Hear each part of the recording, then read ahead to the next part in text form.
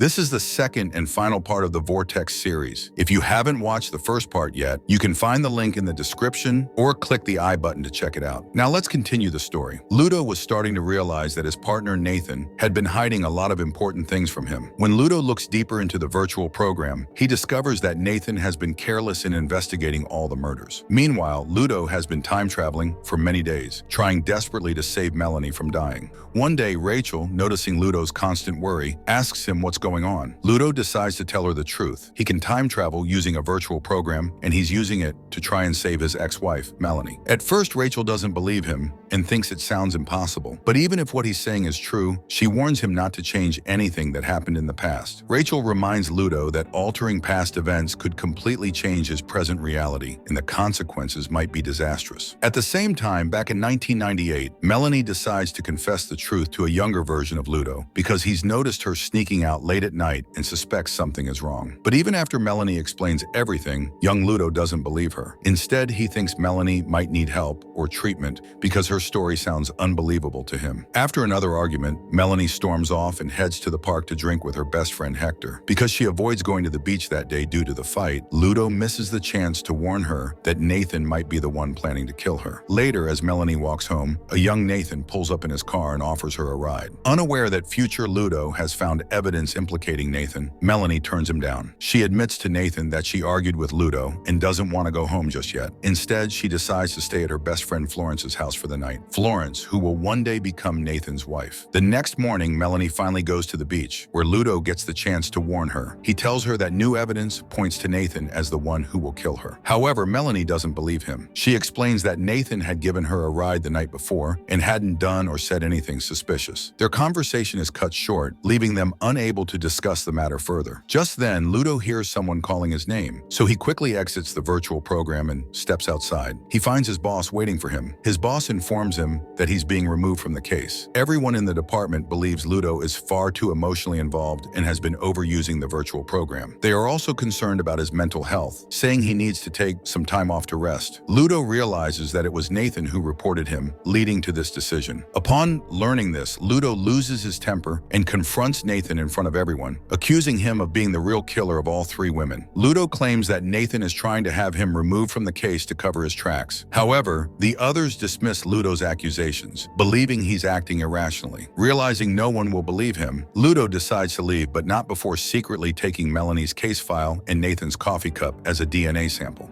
Meanwhile, in the past, Melanie grows increasingly anxious. Without Ludo being able to time travel back to warn her further, she decides to leave him a message. She records a video of herself explaining everything and gives it to her best friend Florence, asking her to deliver the tape to Ludo 27 years in the future. Florence, however, finds the request bizarre and refuses to take the tape. Back in the present, Ludo, determined not to give up, secretly steals the VR glasses from the lab before leaving. At home, he uses the glasses to travel back in time once again. This time, he warns Melanie that according to the case file, her death is approaching soon. He insists that, based on the evidence, he is almost certain Nathan is her killer. Ludo urges her to act first and kill Nathan to save herself. But Melanie, horrified by the idea of taking a life, refuses to agree without one final request. She asks Ludo to introduce her to her future daughter, Juliet, before she makes any decisions. Reluctantly, Ludo agrees. When Ludo returns to the present, he approaches Juliet and tells her he wants to take her back to meet Melanie. However, Juliet doesn't believe him. She accuses him of needing help, reminding him that her mother died many years ago. Heartbroken by her rejection, Ludo begins heading home when he receives a call from his colleague, Kim. She tells him that although he had requested a DNA test on Nathan's coffee cup, Nathan had the test canceled before it could proceed. Kim admits that she's beginning to suspect Nathan as well and informs Ludo that she plans to search Nathan's house for evidence. When Ludo hears this, he feels a small sense of relief knowing that someone finally believes in him.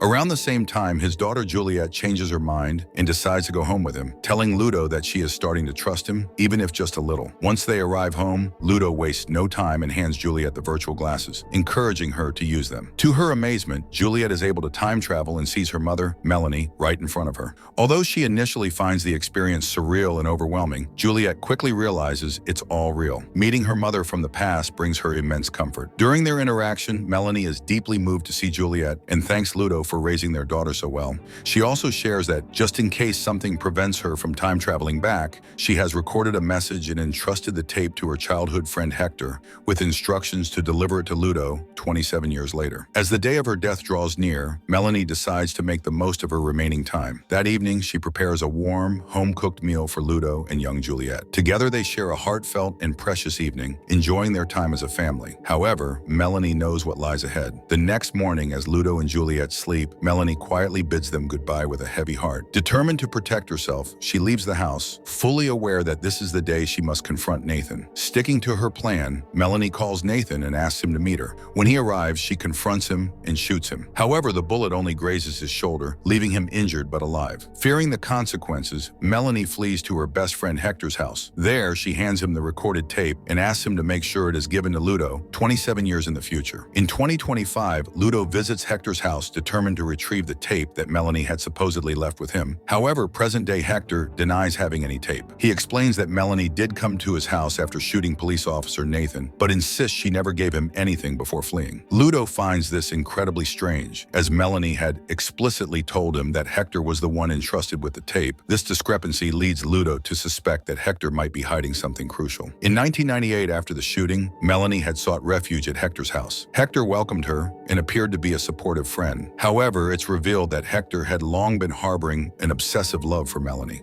Over the years, he had stolen many of her personal belongings, keeping them hidden like a shrine to his unrequited feelings. Back in 2025, as Ludo searches Hector's house, he pieces together the horrifying truth. Nathan was never the killer. Hector was the real murderer all along. Ludo realizes he has made a grave mistake by suspecting Nathan and allowing the true threat to go unnoticed. Panicked, he races home, intent on using the virtual program to warn Melanie about Hector and save her from her tragic fate. However, when Ludo arrives, he discovers that his wife, Rachel, has destroyed the VR glasses. Rachel confesses that she broke them to prevent Ludo from changing the past and potentially creating even more chaos in the present. She believes his obsession with altering history is endangering everyone, including himself. Furious, Ludo accuses Rachel of being selfish, storming out of the house in anger. He decides to confront Nathan, now knowing Nathan is not the killer, but still seeking answers. Meanwhile, in 1998, Melanie, unaware of Hector's sinister intentions, confides in him. She tells him about her predicament, admitting she can't go to Ludo for help because she had stolen his gun to shoot Nathan. Feeling trapped, she expresses her fear that the police will soon catch her. It's at this moment that Hector reveals his true feelings. He confesses that he has loved Melanie since they were children, claiming he has always been there for her when no one else was. Melanie, taken aback, tries to deflect his advances, telling him she can't think about such things right now and has always seen him as just a good friend. As Melanie tries to leave, Hector blocks her path and becomes increasingly unhinged. He produces a ring and tells her he bought it for her, insisting she should marry him. At first, Melanie is too stunned to respond. Then, as she stares at the ring, a chilling realization dawns on her. The bodies of the 3 murdered women, including her own in the original timeline, were all found with the same type of ring on their fingers. It becomes clear to Melanie that Hector must have proposed to her in the original timeline, and when she rejected him, he snapped. In his rage, he killed her by pushing her off the hill. His obsession didn't stop there. He continued his killing spree, taking the lives of 2 other women who likely reminded him of her. Terrified but trying to stay composed, Melanie knows she has to escape. She makes an excuse, telling Hector she needs to use the bathroom, and retreats, hoping to buy herself some time to come up with a plan to get away from the man she now knows is her killer. Hector sensed something was wrong and began waiting outside the bathroom door, growing increasingly suspicious. Meanwhile, inside, Melanie panicked and searched for a way out. Spotting a small window, she climbed through it and jumped to the ground, desperate to escape. Hearing the commotion, Hector realized she was trying to flee and started chasing after her. As he ran, he yelled frantically, vowing not to let her escape him this time. In 2025, Ludo returned to his police department and approached Nathan, apologizing sincerely for doubting him. He explained that he now believed Hector was the real murderer and urged Nathan to act quickly to arrest him before it was too late. However, Nathan, still bitter, refused to cooperate. He reminded Ludo that Melanie had shot him 27 years ago, and now Ludo had accused him of being her killer. Nathan angrily declared that he couldn't trust Ludo anymore after everything he'd done. Realizing he wouldn't get any support without solid evidence, Ludo decided to take matters into his own hands. He began following Hector, determined to confront him.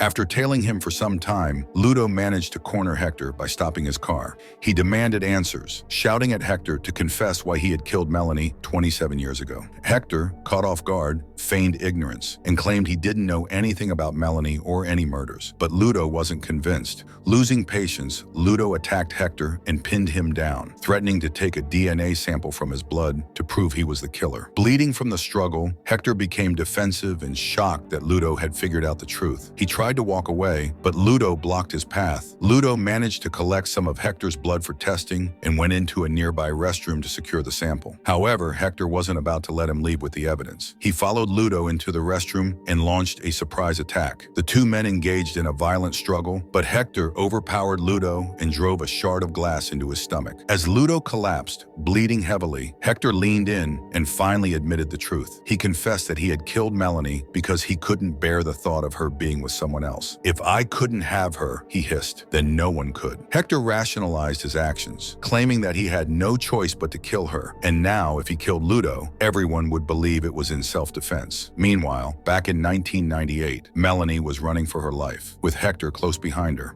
Her escape led her to the same hill where, in the original timeline, she was destined to die. Melanie stood on the hill, wondering if today was the day she was meant to die. Was this her fate, or could she change it? With Hector closing in, Melanie made a quick decision. She pulled out her gun and without hesitation, shot him. Hector fell to the ground, lifeless. As soon as Hector died, everything began to change. In 2025, Ludo suddenly realized he was no longer hurt, and Hector had completely disappeared from his reality. Ludo understood that the timeline had changed. Since Hector was killed in 1998, he never got the chance to harm anyone else. This time, not only was Melanie saved, but the two other women who had originally died also survived. Ludo noticed something else. Melanie's case file had vanished. This meant she was still alive in this new timeline. Full of hope, Ludo rushed home, wondering if Melanie might still be with him. But when he got there, he saw that his house had changed. To his surprise, his wife was still Rachel, and their son Sam was still with them. Ludo felt happy and relieved to see Rachel and Sam safe, but he was also confused. Even though the timeline had changed, Melanie had still left him years ago. While he was grateful for his family, he couldn't stop thinking about what had happened to Melanie after she killed Hector.